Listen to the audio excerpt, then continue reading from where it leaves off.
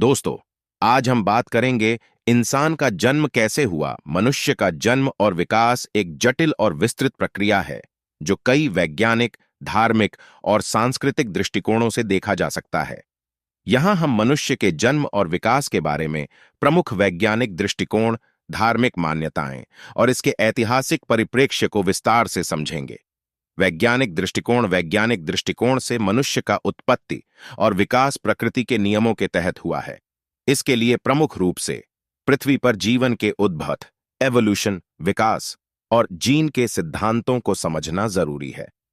जीवन का उद्भव, पृथ्वी पर जीवन के अस्तित्व का इतिहास लगभग 3.8 बिलियन वर्ष पुराना है।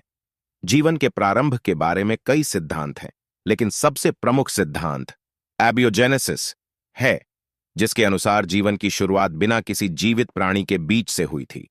वैज्ञानिकों के अनुसार लगभग 3.8 अरब वर्ष पहले समुद्रों में कुछ रासायनिक प्रतिक्रियाएं ऐसी हुईं जिनसे पहले सरल रूप में जीवन का आरंभ हुआ। इस प्रक्रिया के दौरान सूक्ष्म जीवों ने धीरे धीरे विकसित होकर जटिल जीवों के रूप में अस्तित्व में आना शुरू किया।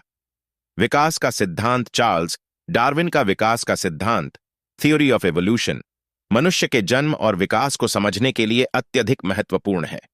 डार्विन ने यह सिद्धांत प्रस्तुत किया कि सभी जीवों में समय के साथ बदलाव आता है और यह बदलाव प्राकृतिक चयन, नेचुरल सिलेक्शन के कारण होता है। प्राकृतिक चयन के सिद्धांत के अनुसार जो जीव पर्यावरण के अनुसार सबसे बेहतर होते हैं, वही जीव अधिक समय तक जीवित रहते हैं और अपनी नस्ल बढ़ाते हैं। इस प्रकार समय के साथ ये जीव अपने वातावरण के अनुरूप विकसित हो जाते हैं। मनुष्यों के विकास में भी यही प्रक्रिया लागू होती है। डार्विन ने मनुष्यों के विकास को अन्य प्रजातियों से जोड़ते हुए यह कहा कि मनुष्य और अफ्रीकी बंदर एपीए की एक सामान्य पूर्वज से उत्पत्ति हुई है। इससे यह समझा जाता है कि मनुष्य की उत्पत्ति धीरे धीरे बंदरों से हुई और समय के साथ उसने अपने शारीरिक और मानसिक गुणों में बदलाव किए, जैसे कि सीधा खड़ा होना, मस्तिष्क का आकार बढ़ना और औजारों का उपयोग करना।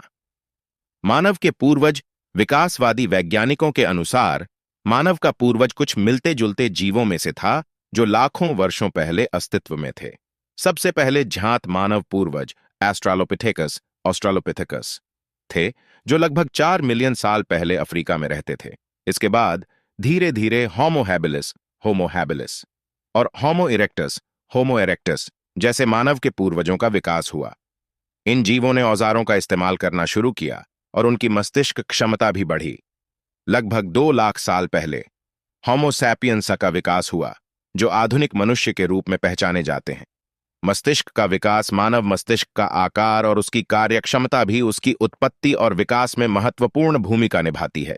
सबसे पहले मनुष्य के पूर्वजों का मस्तिष्क आकार छोटा था, लेकिन समय के साथ उसका आकार बढ़ा और जटिल विचार, भाषा और सामाजिक संरचनाओं के विकास की दिशा में यह अहम भूमिका निभाई। मनुष्यों का मस्तिष्क अब इतनी जटिलता से कार्य करता है कि वे अन्य प्रजातियों की तुलना में कहीं अधिक बुद्धिमान और आत्मचेतना से परिपूर्ण हैं। धार्मिक दृष्टिकोण, मनुष्य के जन्म और उत्पत्ति को धार्मिक दृष्टिकोण से भी अलग अलग प्रकार से देखा जाता है। विभिन्न धर्मों और संस्कृतियों में इस विषय पर अलग अलग मान्यताएं हैं, जो मनुष्य की उत्पत्ति के उद्देश्य और उसके स्थान को समझने में मदद करती हैं। हिंदू धर्म में मनुष्य की उत्पत्ति को भगवान शिव, विष्णु या ब्रह्मा की इच्छाओं और योजनाओं के रूप में प्रस्तुत किया गया है। हिंदू धर्म में विश्वास किया जाता है कि पहले ब्रह्मा ने इस सृष्टि की रचना की और फिर उसमें विभिन्न जीवों का निर्माण किया। वेदों के अनुसार मनुष्य का जीवन एक चक्र में बंधा हुआ है और जन्म मरण का यह चक्र लगातार चलता रहता है। हिंदू धर्म में मनुष्य के उत्पत्ति की प्रक्रिया को पुनर्जन्म और कर्म के सिद्धांतों से जोड़ा जाता है, जहां हर व्यक्ति के कर्म के अनुसार उसका जन्म और पुनर्जन्म होता है। ईसाई धर्म में मनुष्य की उत्पत्ति का वर्णन बाइबल में मिलता है। बाइबल के अनुसार ईसाई धर्म में मनुष्य की उत्पत्ति का वर्णन बाइबल में मिलता है। भगवान ने पहले आदमी आदम और फिर उसकी पत्नी हव्वा का सृजन किया। भगवान ने इन्हें अपने आदर्शों और आदेशों के अनुसार पृथ्वी पर जीवन जीने का अवसर दिया। हव्वा की कहानी को ईसाई धर्म में मानवता के लिए पाप और मोक्ष के दृष्टिकोण से महत्वपूर्ण माना जाता है। आदम और हव्वा द्वारा खाया गया वह फॉरबिडन फल, एप्पल, मानवता की पापपूर्ण स्थिति का प्रतीक माना जाता है। इस्लाम धर्म में भी मनुष्य की उत्पत्ति का वर्णन कुरान में किया गया है। कुरान के अनुसार अल्लाह ने पहले मिट्टी से आदम अहमद को बनाया और फिर उनकी पत्नी हव्वा को सृजन किया। इस्लाम धर्म में मनुष्य को अल्लाह का सबसे सम्मानित और सर्वोत्तम प्राणी माना जाता है। यहां भी पाप का विचार मौजूद है, लेकिन इसे इस्लामी दृष्टिकोण में प्रतिकार और तौबा पश्चाताप से ठीक किया जा सकता है। ऐतिहासिक दृष्टिकोण मनुष्य का इतिहास उसकी सामाजिक, सांस्कृतिक और तकनीकी प्रगति से भी जुड़ा हुआ है। प्रारंभ में मनुष्य अपने अस्तित्व के लिए शिकारी संग्रहकर्ता हंटर गैदरर था, लेकिन धीरे धीरे उसने कृषि, ऊर्जा स्रोतों का उपयोग और विभिन्न समाजों का निर्माण किया। प्रारंभिक मानव सभ्यता, प्राचीन मानव सभ्यताओं की शुरुआत कृषि क्रांति से हुई।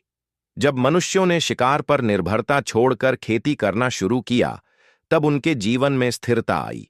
इसके बाद उन्होंने अपने समाजों के भीतर व्यापार, कला, विज्ञान और धार्मिक मान्यताओं को विकसित किया। औद्योगिक क्रांति 18वीं सदी के अंत और 19वीं सदी की शुरुआत में औद्योगिक क्रांति ने मनुष्य के जीवन को पूरी तरह से बदल दिया। कृषि आधारित समाज से लेकर औद्योगिक समाज में तब्दीली ने नई प्रौद्योगिकियों, रोजगार के अवसरों और जीवन शैली में बदलाव का मार्ग प्रशस्त किया। आधुनिक युग। आज के आधुनिक युग में मनुष्य ने विज्ञान, तकनीकी और चिकित्सा में अनगिनत विकास किए हैं। इंटरनेट, कृत्रिम बुद्धिमत्ता और अंतरिक्ष अन्वेषण के क्षेत्र में विकास ने मनुष्य की सोच और जीवन को नए आयाम दिए हैं। जन्म और विकास एक लंबे और जटिल इतिहास से जुड़ा हुआ है। विज्ञान, धर्म और ऐतिहासिक दृष्टिकोण के माध्यम से हम इसे विभिन्न कोणों से समझ सकते हैं। यह समझना कि मनुष्य कैसे अस्तित्व में आया और समय के साथ कैसे विकसित हुआ, हमें न केवल अपने अतीत को समझने में मदद करता है, बल्कि हमारे भविष्य की दिशा और हमारे कार्यों को भी प्रभावित करता है।